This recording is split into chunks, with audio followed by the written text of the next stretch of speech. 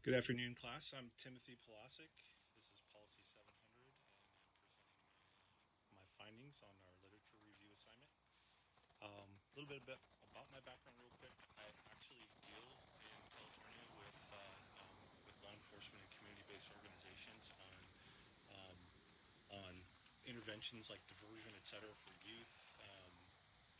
Reentry for adults, stressing jobs, homelessness, for the paroling population, et cetera. So have a little bit of background on the areas that we're talking about here, and really one of the struggles we've had in this path of developing policy is really what works, particularly in the area of um, community and community intervention. So really, I approached this assignment looking for really that answer. What would be the next logical step of study to determine which interventions or approaches would be best in dealing with the racial and ethnic disparity that exists within the community? For this assignment, um, really what I'm driving to here is focusing on specifically the disparity at arrest between within the racial and ethnic population, but specifically I'm dealing with the differences between black and white at arrest. So um, there are Hispanic, we have Asian, we have Pacific Islanders, Native American. So there are other racial and ethnic groups that show disparity at varying degrees. But for this particular assignment, I'm um, looking at um, looking at arrests. So with that, digging into the data, it was really interesting. I found a number of things within the research that really stood out to me.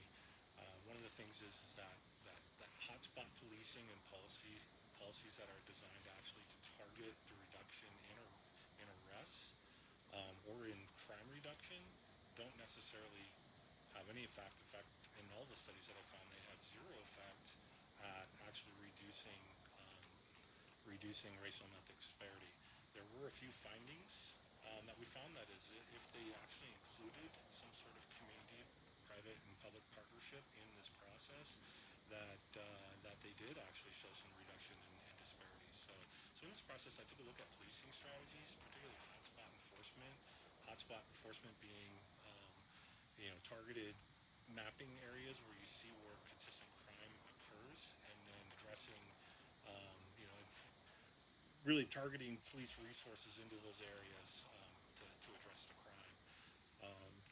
Couple of the areas that I found that were really interesting.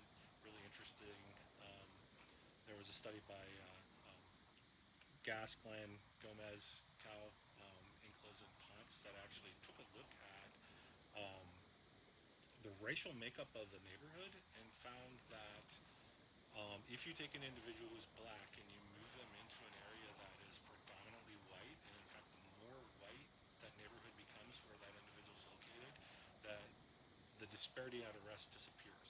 So obviously, there's something going on within these neighborhoods that needs to be addressed beyond just specific systemic issues of policy change. There's something deeper there that needs to be examined here, and the research that I found actually points to that.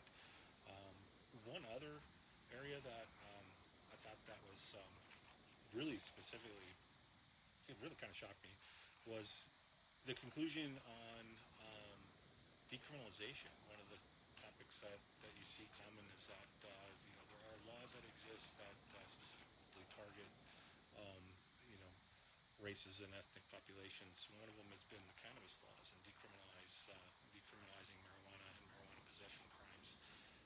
One thing that was found, or the thing that was found in this study um, by Sheehan, Grazu, and Plunk was that yes, they reduced the arrests and they reduced the actual crime, but they did not reduce disparity. The disparity of arrests still continued. So I thought that was completely interesting, and led me down the path to really what is going on with the makeup here, what is going on within these communities. So um, yeah, it led me to the question then for my research question is how do community-based interventions influence racial and ethnic disparities at the point of arrest in urban policing settings? So really looking at those public-private conditions, whatever it is that can happen within these partnerships that actually will reduce this disparity. Studies have shown that and suggested that um, these type of partnerships would work. So I'd like to see